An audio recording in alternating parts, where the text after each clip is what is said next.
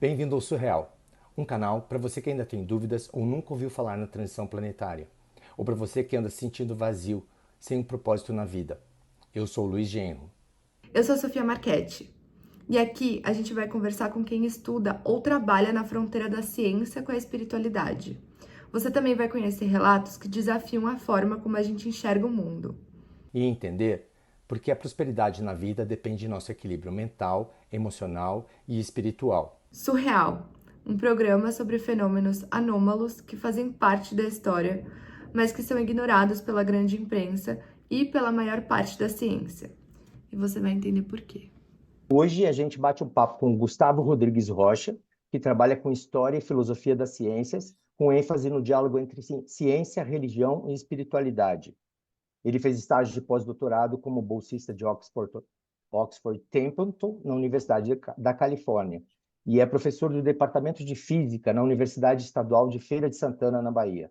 Oi, Gustavo, obrigado por aceitar nosso convite. Obrigado, Luiz. Obrigado, Sofia. É um prazer estar aqui com vocês. Muito obrigada. Gustavo, você é físico, filósofo e historiador da ciência. E você estuda principalmente a ciência que está fora do mainstream. O que é a ciência mainstream? A ciência mainstream é aquela que está, digamos, no núcleo do nosso sistema de saberes moderno. O que é o sistema de saberes moderno? São as formas como nós classificamos o conhecimento, como nós organizamos, como nós produzimos, mas também como nós circulamos, né? Seja através da popularização ou da divulgação científica, ou seja pelo ensino formal. Então, se observarmos, por exemplo, a forma de circulação do conhecimento, essa circulação primeiro acontece, digamos, numa dimensão horizontal, que significa dentro da comunidade científica, acadêmica, e essa comunicação acontece tanto através de revistas especializadas, que têm revisão cega por pares, e uma série de padrões para essa troca de resultados e crítica que a comunidade científica faz de si mesma acontecer, e através também de eventos, né, comunicações, painéis, workshops, palestras, minicursos, etc. Na parte da divulgação e da disseminação desse conhecimento, nós temos os institutos, as faculdades, as universidades, que são, assim, os espaços formais de transmissão do conhecimento. Aí você tem papel do livro-texto, toda a disciplina tem um livro-texto, ou um conjunto de livros-textos que acabam se tornando canônicos, né, os principais, usados na maioria dos institutos, das universidades, das faculdades, etc. E a forma de produzir esse conhecimento acontece dentro dessas instituições, digamos, oficiais, que, por sua vez, recebem a maior parte dos fundos para a pesquisa. Não importa se o fundo é privado ou estatal, né? A maior parte do financiamento de qualquer tipo de pesquisa no mundo inteiro vem dos estados nacionais. Mas, no entanto, nós temos grandes institutos privados de pesquisa também. Então, digamos que esse sistema moderno, o sistema contemporâneo dos saberes, organiza o que nós chamamos de mainstream. Mainstream é aquele que é dominante. E todas as outras formas de saberes, aquelas que não estão oficialmente dentro dos meios de divulgação, aí eu lembro que os meios de divulgação incluem também não só a forma da escola, da universidade, da faculdade, de institutos de pesquisa, etc., mas também tem o ensino informal, que acontece através de museus de ciência, revistas de divulgação científica, canais de TV, rádio, de YouTube, etc., onde as pessoas divulgam o conhecimento científico que é produzido dentro desses centros acadêmicos, científicos, modernos, contemporâneos. Então, assim, a ideia básica é essa, né? O mainstream tem os seus pressupostos universalmente compartilhados e tem uma institucionalização, que é a institucionalização dominante, que é aquela que atinge o maior número de pessoas de uma forma mais convincente e que tenham maior quantidade de recursos para produzir, para divulgar, ou, através do ensino formal ou informal, aquele conhecimento. E o que te levou a estudar esse tipo de ciência? O que veio primeiro, o interesse pela física ou pela relação entre a espiritualidade e a ciência moderna? Eu acho que as duas coisas surgiram no início da minha adolescência de uma forma mais ou menos juntas.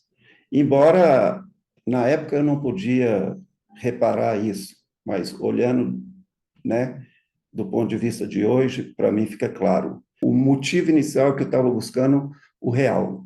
E esse real, no sentido platônico, não é só factual, mas também é a fonte dos valores humanos. Na concepção científica convencional, os valores humanos são produtos de uma relação subjetiva e intersubjetiva. Eles não estão nas coisas, né? Mas para os neoplatônicos, os valores estão nas coisas, né?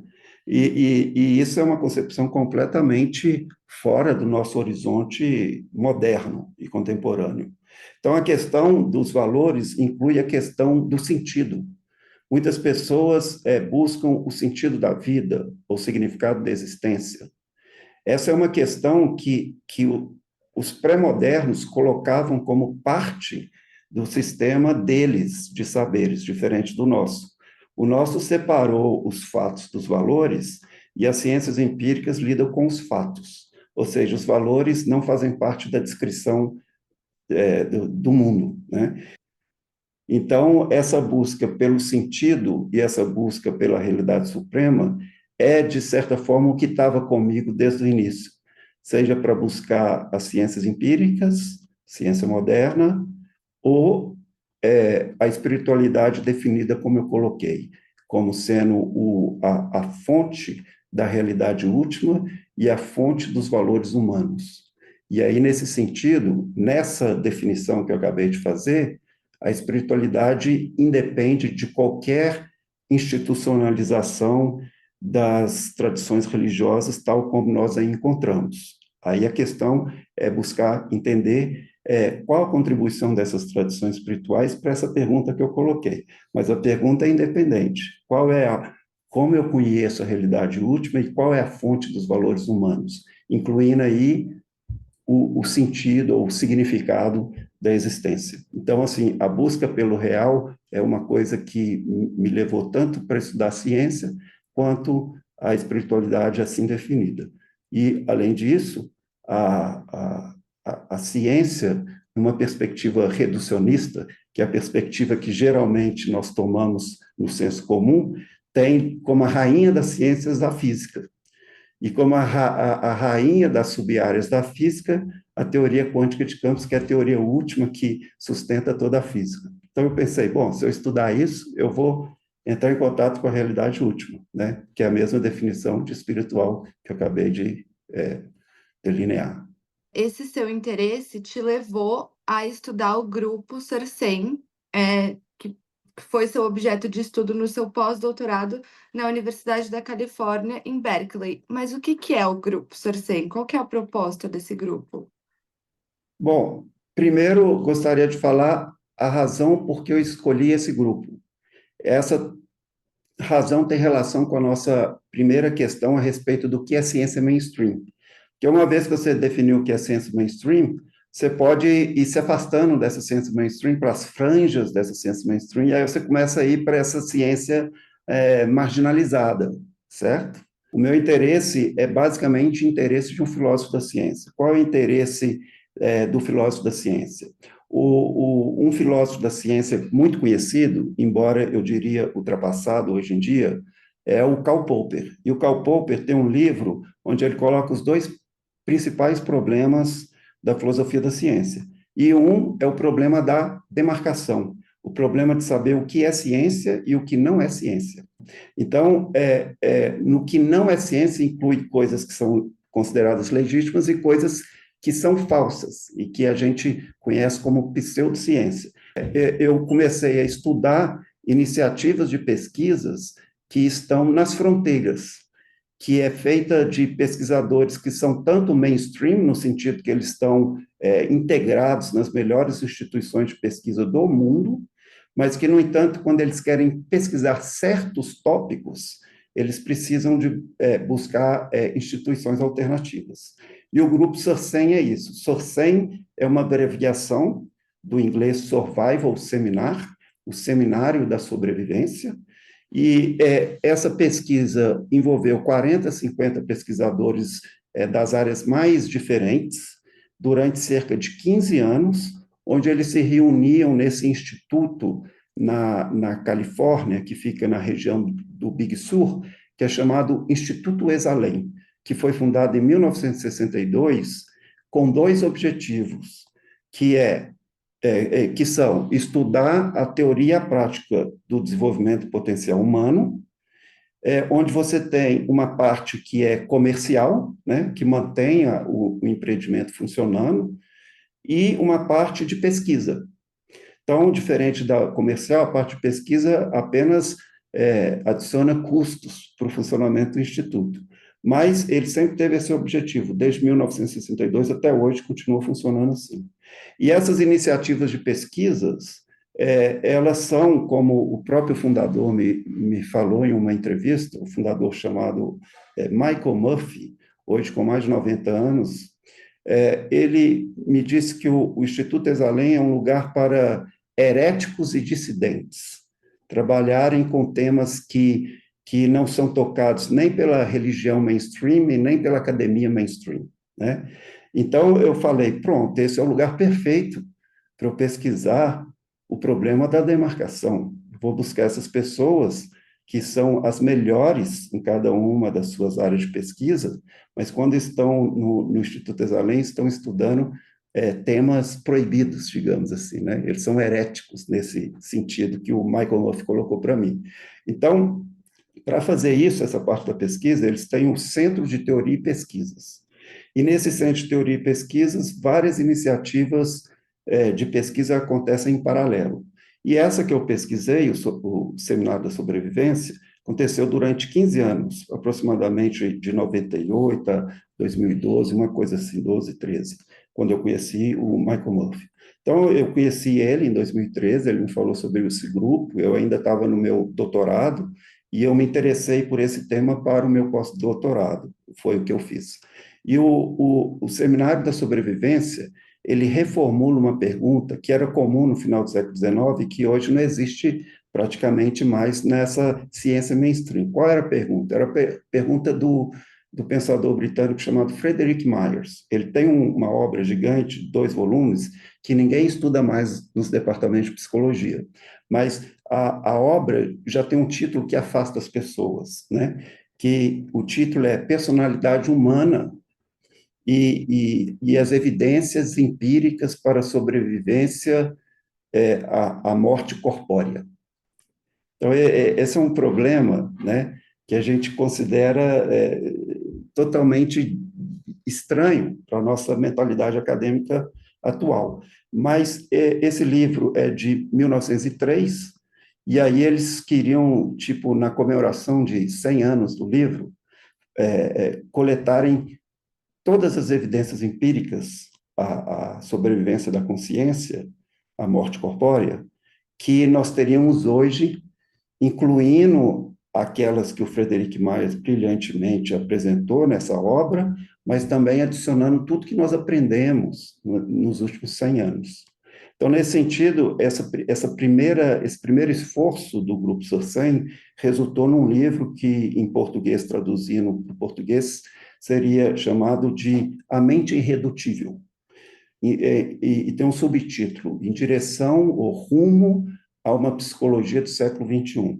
E a ideia básica da mente irredutível é que o consenso da ciência mainstream, aí incluímos aqui as neurociências, a psicologia cognitiva, etc., que é um consenso materialista, né, que a mente produz a consciência única e exclusivamente, e por isso a mente irredutível significa a tese contrária, a tese herética, de que a consciência não pode ser redutível ao funcionamento do cérebro, do corpo.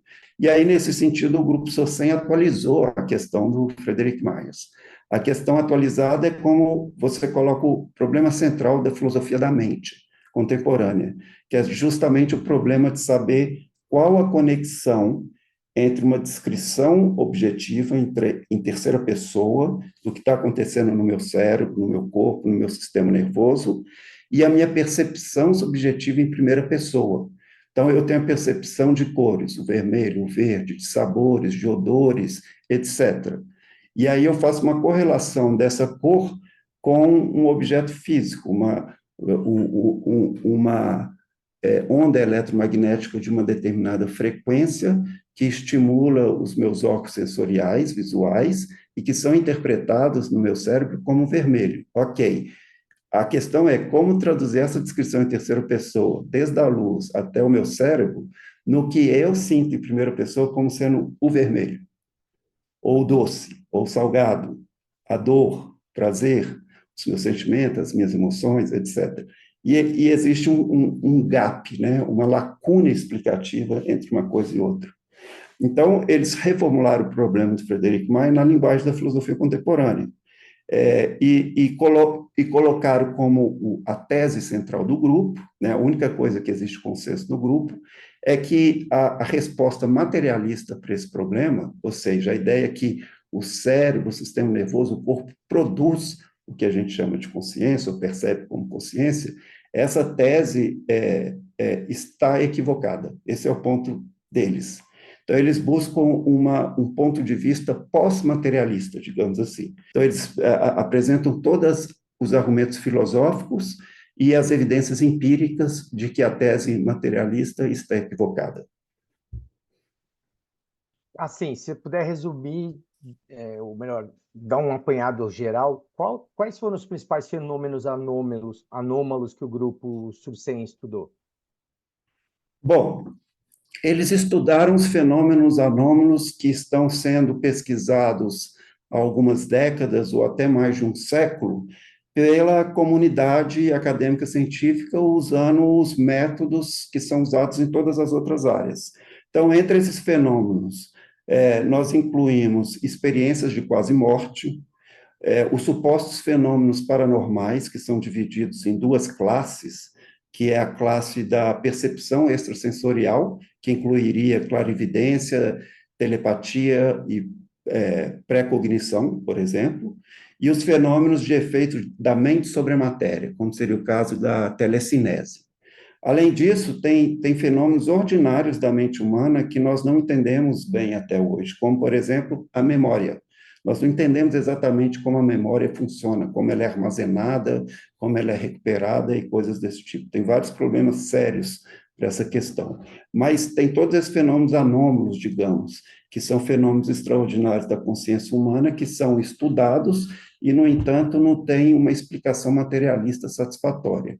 Então, além das experiências de quase-morte, os fenômenos paranormais, nós podemos citar os centros secundários de consciência, que são coisas que hoje no DSM, que é o livro principal que orienta psiquiatras e psicólogos a respeito da classificação das psicopatologias, hoje o DSM chama de transtornos dissociativos de identidade.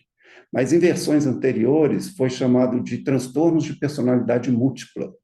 E lá no final do século XIX era muito associado à histeria e também à obsessão e à mediunidade, que era, no final do século XIX, uma grande mania, tanto na América do Norte quanto na Europa, e depois no Brasil e em vários lugares, que era o chamado fenômeno mediúnico, né? Então, supostamente, a pessoa estaria recebendo uma mensagem de uma pessoa já falecida. Então, eu não estou falando que essas coisas são verdadeiras, eu só estou incluindo todas essas coisas no que nós chamamos de centros secundários de consciência.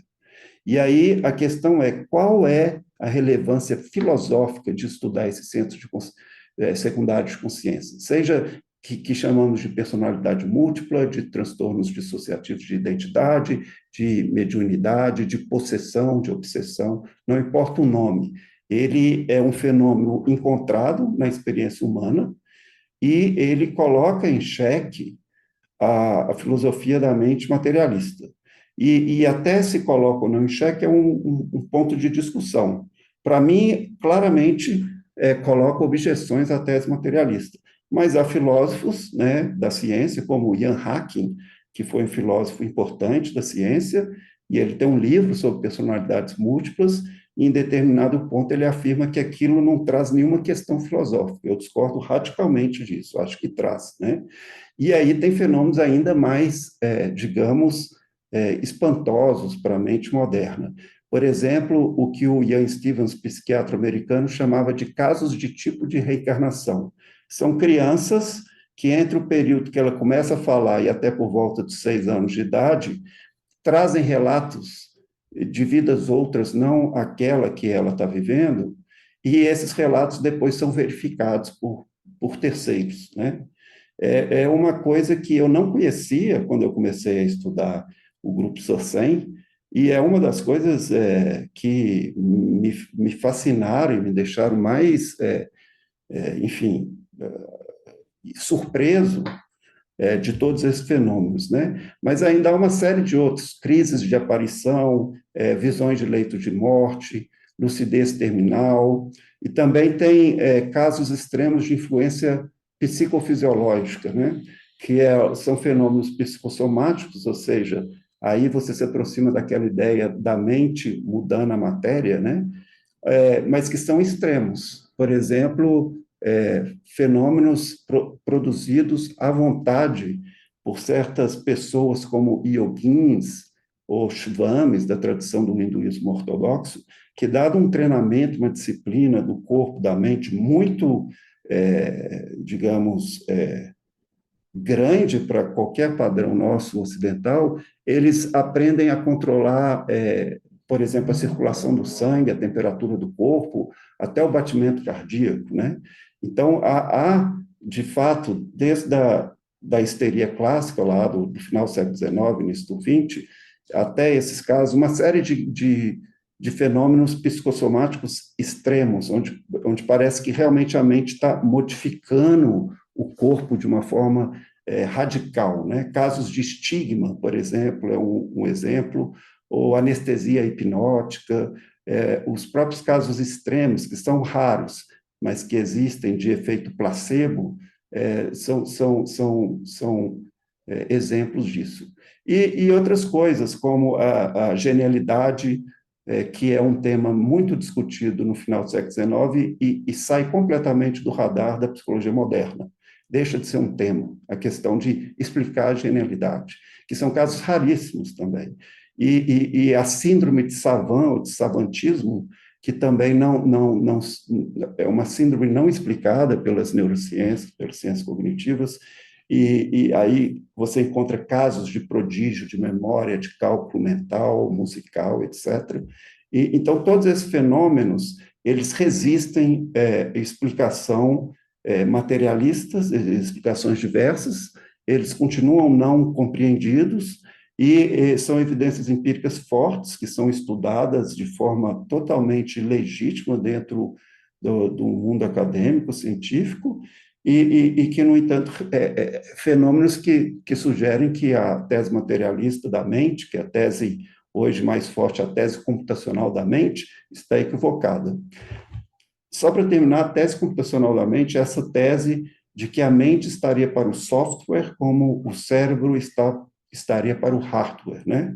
Então, a teoria computacional da mente é a forma mais avançada de materialismo que nós temos hoje, aplicado para a compreensão da relação entre mente e cérebro, né? Nessa relação, assim como o software não tem realidade própria, mas é apenas um produto daquilo que o hardware realiza, aquilo que o hardware faz, também a mente seria somente um produto do que o cérebro faz, não teria existência própria, né? E por isso é uma tese materialista, mas de uma sofisticação que nunca tivemos antes dessa segunda metade do século XX para cá, né? Esses fenômenos existem desde a história mais antiga e eles são ignorados pela ciência dominante, né?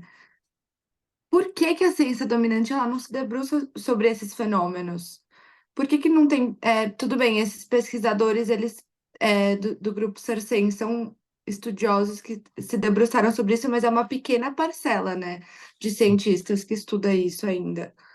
Isso não tinha que mudar agora? Não está na hora já de começar realmente a olhar mais para todos essa variedade de fenômenos que acontecem ao redor do mundo há séculos? Sim, se estudarmos a história da ciência moderna, digamos, até dos últimos 200 anos, 150 anos, nós vamos notar que todos os grandes pesquisadores de várias áreas da ciência moderna, eles tiveram interesses nessas coisas. Acontece que, por isso eu uso essa expressão, sistema de saberes moderno, como se fosse uma máquina que funciona sozinha, né? E essa máquina funciona sozinha. Então, mesmo que você tenha essas perguntas, quando você entra na máquina, que vai te fornecer os recursos necessários para você pesquisar suas perguntas, essa máquina marginaliza essas perguntas, né? É isso que eu tento entender com a sociologia da ciência, a filosofia, a história da ciência, etc. E por quê? Porque são questões, assim, a resposta para sua pergunta não é simples, mas são questões, pesquisas, que estão fora do paradigma dominante, né? Então, eu falei que a ciência mainstream está muito pautada nessa ciência normal, que o Thomas Kuhn assim chamava, que é um consenso de certos pressupostos que nem sempre estão enunciados nos livros-textos, no ensino formal de ciências, etc., mas que são subentendidos, como o ar que a gente respira. A gente respira e não sabe, não pensa, né? Ah, estou respirando esse ar. Não. A gente acha que é uma coisa universal, o ar, e não é, né? Então, esses pressupostos a gente acha que é universal, mas não são. E entre eles, de forma mais simples, é o pressuposto materialista. A ideia é que a realidade, em última análise, é composta de matéria em movimento. Então, uma realidade composta de matéria em movimento não deixaria nenhum espaço para achar provável que esses fenômenos aconteçam. Então, pela simples suposição de que esses fenômenos não podem acontecer, eles são ignorados pela ciência normal, que tem esses pressupostos, como pressuposto materialista.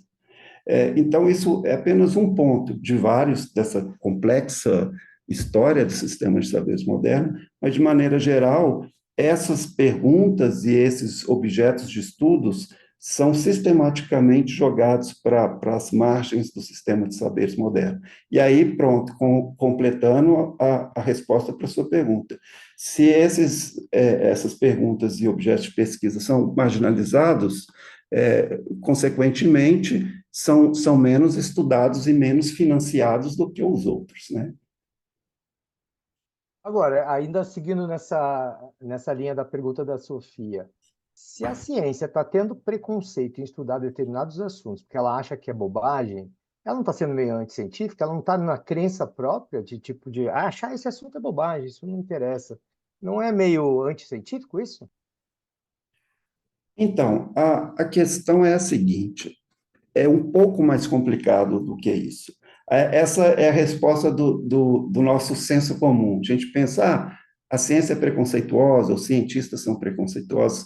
E, como eu falei, se você estudar ciência por ciência, cientista por cientista, as vidas, os estudos que eles fizeram, os interesses intelectuais que eles tiveram, etc., você pode reparar que a tese do preconceito dos cientistas, etc., não é verdade. Isso é verdade numa classe de não cientistas que se auto-intitulam céticos profissionais, cuja única função é demitificar supostamente o trabalho dessas outras pessoas, né? Isso é o que eu chamo da sombra da ciência moderna. Porque, veja só, não existe um grupo profissional de céticos que tentam desmitificar a astronomia, por exemplo. Então, a questão é um pouco mais complicada. Não é um preconceito dos cientistas ou da ciência de forma abstrata. É simplesmente, como eu falei, uma máquina que funciona sozinha. Então, uma outra relação que eu faço com a ideia de sistema de saberes moderno é que essa é a dimensão, digamos, singular e no limite abstrata de uma questão maior que sustenta o metabolismo das sociedades modernas.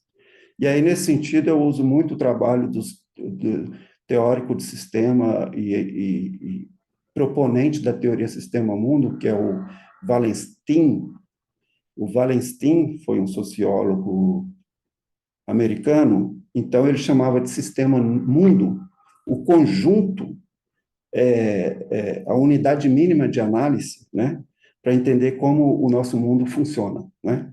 E aí a análise do sistema-mundo que ele faz é a análise do capitalismo contemporâneo, né? Então, o sistema moderno de saberes é apenas uma engrenagem, digamos, dessa máquina maior, né? Então, ele não pode desobedecer o funcionamento dessa máquina maior. Vou dar um exemplo concreto. Os fenômenos paranormais foram muito estudados durante a Guerra Fria.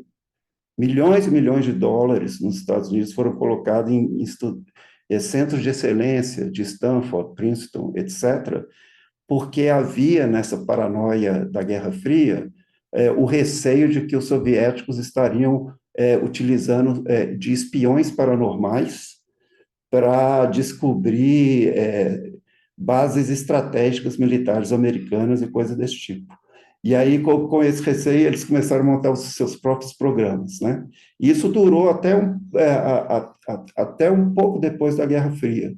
E aí, esses institutos perderam o financiamento. Então, assim, é isso que eu quero colocar. Num contexto específico, pode ser que vire o interesse do sistema e mundos de dinheiro entram ali, pesquisadores de alto nível são mobilizados para pesquisar aquilo. É isso que eu quero fazer entender. Não é uma questão individual do sujeito, entende? A resposta é menos subjetiva, individual, e é mais estrutural, né? Nesse sentido, eu sou um estruturalista. Eu não julgo que o resultado das coisas é o resultado de um monte de intenções humanas deliberadas, né? Essas intenções humanas deliberadas são filtradas por essa estrutura. E aí, no final, o que realmente dá fruto nessa estrutura é o que a estrutura coloca como sendo importante. Então, é algo que transcende a mera vontade dos cientistas, né? Agora, para concluir a parte, né, do grupo Cercem, o trabalho deles resultou em 3 livros, né? Mas qual que foi a tese principal? E assim, eles pararam de estudar, eles escreveram os 3 livros, chegaram a uma conclusão e acabaram os estudos? Bom, o grupo formalmente não existe mais. Eles se reuniram, como eu falei, por volta de 15 anos, e depois esse grupo dissolveu. No entanto, os participantes continuaram e continuam a fazerem colaborações científicas, né? Então, depois desses 3 livros, vários outros livros e trabalhos comuns surgiram. E outras iniciativas de pesquisa dentro do Centro de Teoria e Pesquisas do Instituto Exalém continuam existindo, tomando separadamente alguns pontos desse grupo Sorcem, percebe? Bom, então, exatamente, eles publicaram 3 livros, e o primeiro, que chama Irreducible Minds, A Mente Irredutível, digamos, uma grande coletânea de fenômenos anômalos, ou seja, anômalo é aquilo que difere do que a sua teoria esperaria, né? E aí você não consegue explicar. De novo, esse é o vocabulário do Thomas Kuhn, dessa obra de 62, A Estrutura das Revoluções Científicas. A anomalia é quando um grupo de cientistas pesquisa um determinado objeto, aí depara com um fenômeno que estaria dentro desse domínio de pesquisa, que, no entanto, não corresponde com o que, na teoria, naqueles pressupostos que o paradigma espera, esses fenômenos não correspondem a essa expectativa teórica. Aí a gente chama uma anomalia. Então, esses fenômenos são anomalias no paradigma materialista. Mas a ideia num paradigma pós-materialista, não seriam mais anomalias. E o exemplo que eu sempre dou, que é o exemplo que o Thomas Kuhn dá. porque o modelo de explicação é muito didático, tanto é que se tornou altamente popular no século XX. No entanto, os exemplos históricos concretos são limitados. E aí os dois principais exemplos é a própria Revolução Copernicana, que é uma revolução na astronomia, que dá nascimento à ciência moderna, e a revolução na física, da passagem do século XIX para o XX, que é a passagem da física clássica para a física moderna. E aí as anomalias que existiam nesse período, como não importa entender o que são essas anomalias, só vou mencionar algumas. O efeito fotoelétrico, radiação de corpo negro, efeito Compton, etc. Esses fenômenos eram estudados e não tinha explicação na física clássica. Obrigou os cientistas a mudar o paradigma completo, os pressupostos básicos da física, que é a física moderna, que hoje virou mainstream, é o mainstream, física moderna. Mas então isso foi o que o Thomas Kuhn chamaria uma revolução científica, né? Então eles tentam, o grupo Sossen, nesse primeiro livro, tentam, de certa forma, instigar a comunidade científica, filosófica, etc., coletando em um único volume tudo aquilo que desafia a tese materialista, em especial da conexão mente-cérebro, mente-corpo, que é as diferentes versões de materialismo, né? E aí, nos dois outros livros, seria como, ó, primeiro a gente coloca aqui as objeções ao materialismo, para explicar a mente humana ou a consciência, o que não é exatamente a mesma coisa. Mas, agora, nos dois outros livros, eles reúnem pensadores que estão elaborando esses paradigmas pós-materialistas. Então, se no primeiro livro eles lidam principalmente com os fenômenos anômalos, né? As evidências empíricas que a consciência transcende a vida empírica do ser humano, etc.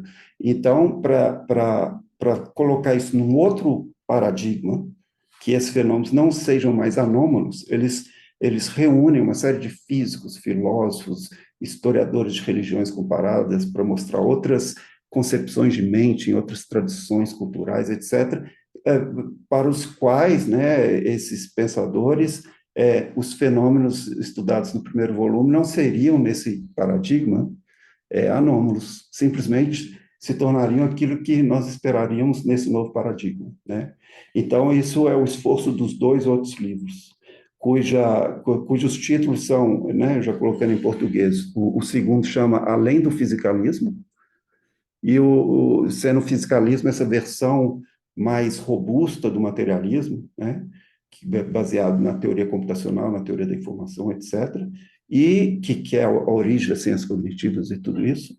E o terceiro, o último livro, chama Consciência Libertada, né? E todos eles têm subtítulos, né? O terceiro é Liberando a Ciência do Materialismo, uma coisa assim. E o segundo, além do fiscalismo, tem um subtítulo Rumo à União entre a Ciência e a Espiritualidade, uma coisa assim. E a psicologia, psicologia transpessoal, ela propõe uma integração entre corpo, mente, emoção e espiritualidade, né? Ela pode estar relacionada com as experiências místicas, dá para fazer essa relação, já que ela propõe esse desligamento da matéria e da reconexão individual? Sim, perfeitamente. A psicologia transpessoal, ela surge por volta da década de 70, muito como resultado de alguns dos proponentes da psicologia humanista, que, junto com outras contribuições, desenvolveram a psicologia transpessoal. Eles próprios chamaram a psicologia transpessoal da quarta força da psicologia, sendo que a primeira seria a psicanálise, a segunda o behaviorismo, e a terceira a psicologia humanista e a quarta a psicologia transpessoal. Então, o que a psicologia transpessoal faz, basicamente, é trazer novos objetos empíricos de estudo da ciência da psique que as outras três forças desconsideraram. E quais são esses novos objetos? São justamente esses fenômenos que são dados como anômalos para a psicologia materialista, como aqueles que eu citei, experiência de quase morte, a experiência mística, essas crianças que relatam vidas outras diferentes daquela que a criança está vivendo, etc. Então, você tem esses fenômenos anômalos que a psicologia moderna as outras forças, como eles diriam, desprezaram. E a ideia da psicologia transpessoal não é desprezar as outras psicologias, não. Na verdade, é aumentar o campo da experiência humana empírica, né, o campo empírico do estudo da psicologia. E aí, quando você fala da experiência mística, você vê que desde o século XIX até o século XXI, eu tenho uma coleção de grandes nomes da psicologia que falam o seguinte: olha, nenhuma psicologia científica pode ser dita empiricamente satisfatória ou adequada se ela desconsidera um fenômeno tão universal e tão enigmático como a experiência mística. Então, a ideia da psicologia transpessoal é tornar a psicologia mais rigorosa, não necessariamente mais científica, porque, em última análise, o estudo da psique humana tem que chegar àquela conclusão que o Pascal já chegou lá no século XVIII, que a ciência ela tem os seus limites, e a própria razão humana tem os seus limites na definição e no tratamento do que é real e da experiência empírica humana. Ela tem seus limites. Então, a psicologia transpessoal não necessariamente ela tem que se pautar por esse padrão ouro da cientificidade somente. Ela tem que se pautar por esse padrão ouro também, mas buscar uma perspectiva onde o que pode ser entendido sobre a natureza humana inclui, mas transcende aquilo que nós chamamos de racional ou de empírico nos estados ordinários de consciência, que é nos estados extraordinários de consciência, que a psicologia transpessoal pretende estudar, o que é real é diferente, né? E aí é uma questão estatística.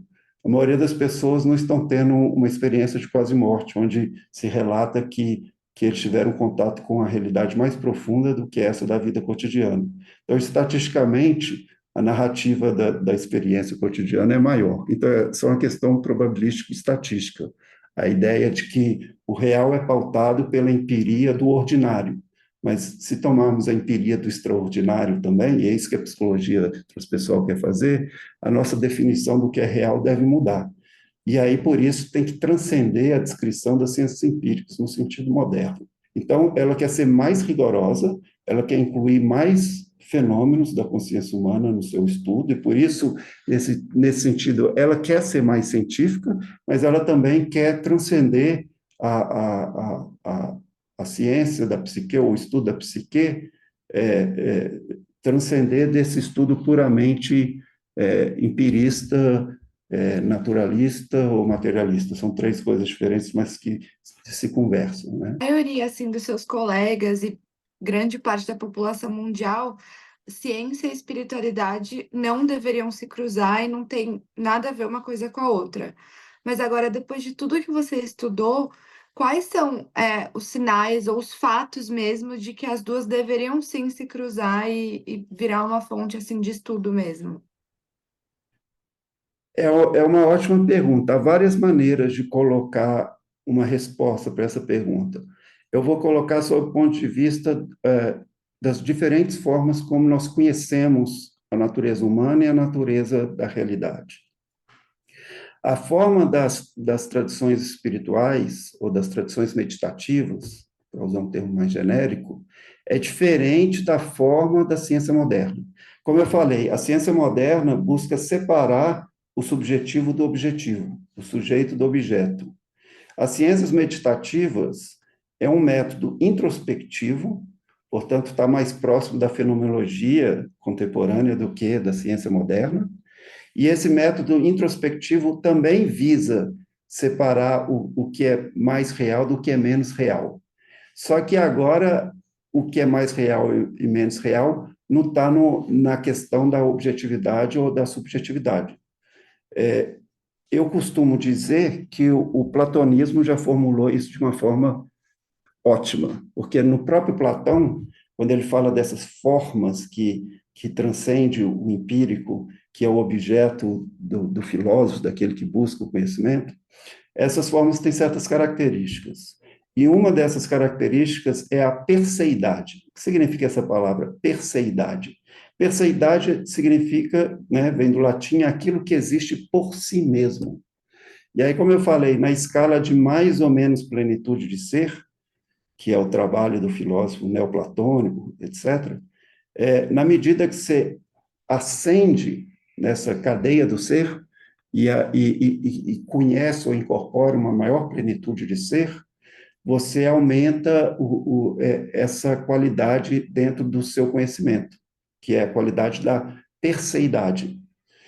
Já a ciência moderna, ela busca objetividade, que é separar o objetivo do subjetivo, o que é universal para todos os conhecedores, daquilo que é singular para fulano, ciclano, etc., né? Então, quando você entende qual que é o objetivo e qual que é o método de cada uma dessas iniciativas, né, as tradições meditativas, espirituais e a ciência ocidental moderna, você percebe que elas dialogam, mas elas não se contradizem. Agora, isso nesse nível de abstração que eu estou colocando. Agora, se você tem imagens de ciência e de religião que estão num nível de concretude, que a gente pode chamar assim de fundamentalismo, aí elas estão brigando entre si o tempo todo, né? Então, é importante entender que ciência e religião têm vários níveis de entendimento. E num nível mais abstrato, elevado, articulado, elas não estão em contradição, percebe? Então, enfim, é um tema interessante.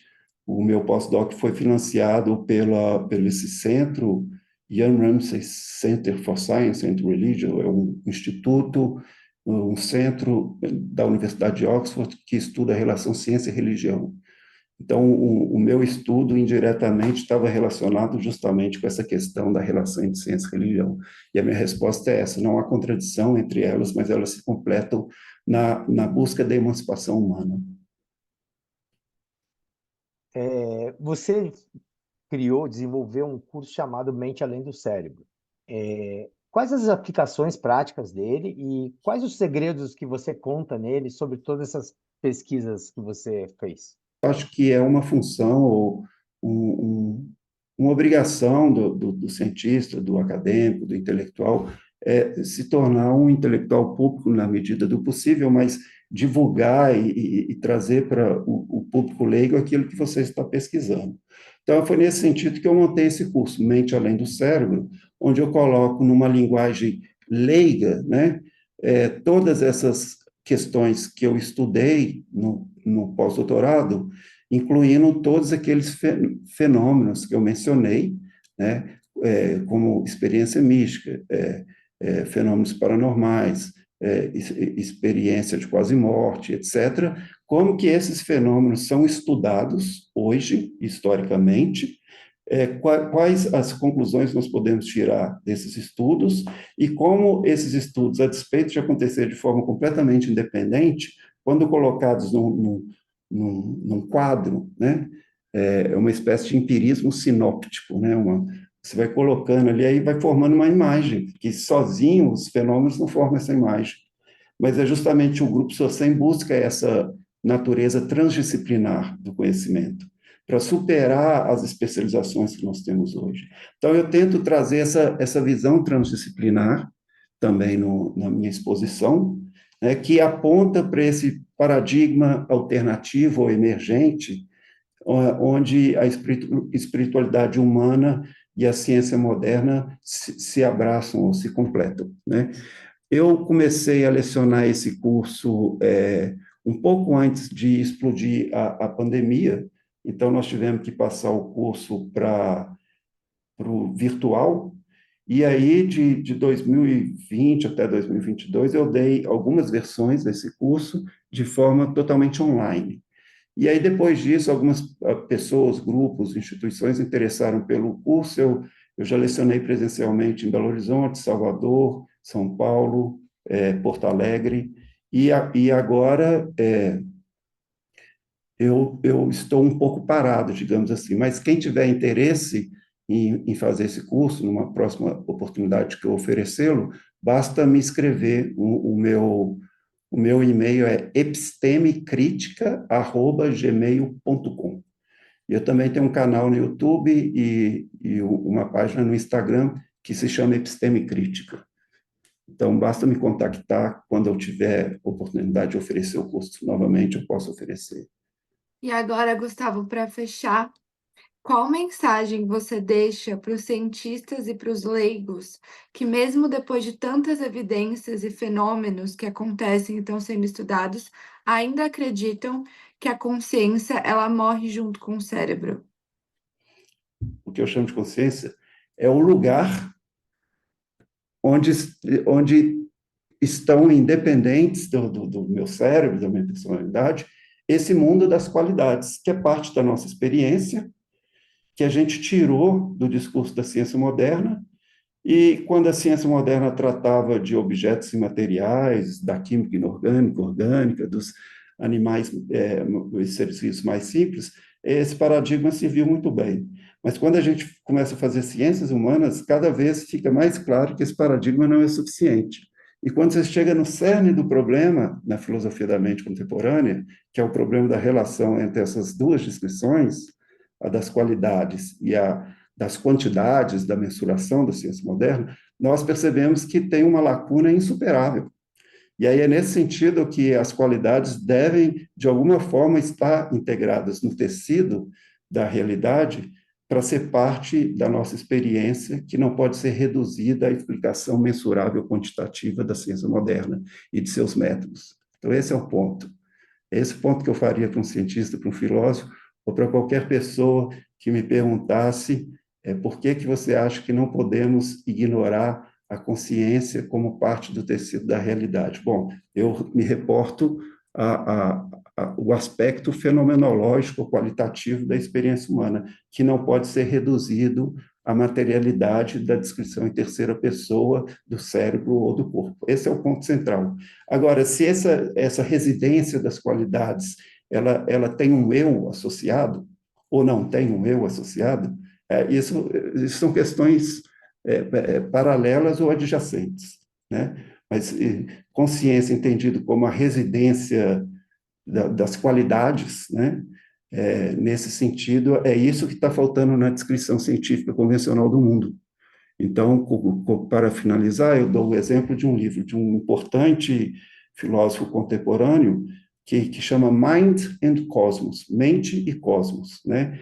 Que é justamente o argumento que ele faz de que a descrição científica moderna provavelmente está incompleta, enquanto ela não conseguir incorporar esses aspectos da consciência dentro da sua descrição do cosmos. Super obrigado, Gustavo. Quer dizer, na realidade, assim, a Perfeito. gente tem que levar o ser humano em consideração também. Não é tão Exato, objetificar o mundo, mas integrar tudo de uma certa forma. é, exato. E você percebe isso no sistema acadêmico contemporâneo, tanto nas ciências naturais, ciências sociais e as humanidades, você percebe que quanto mais desumana é a descrição do seu objeto, mais científico e mais acadêmico ele se torna, né?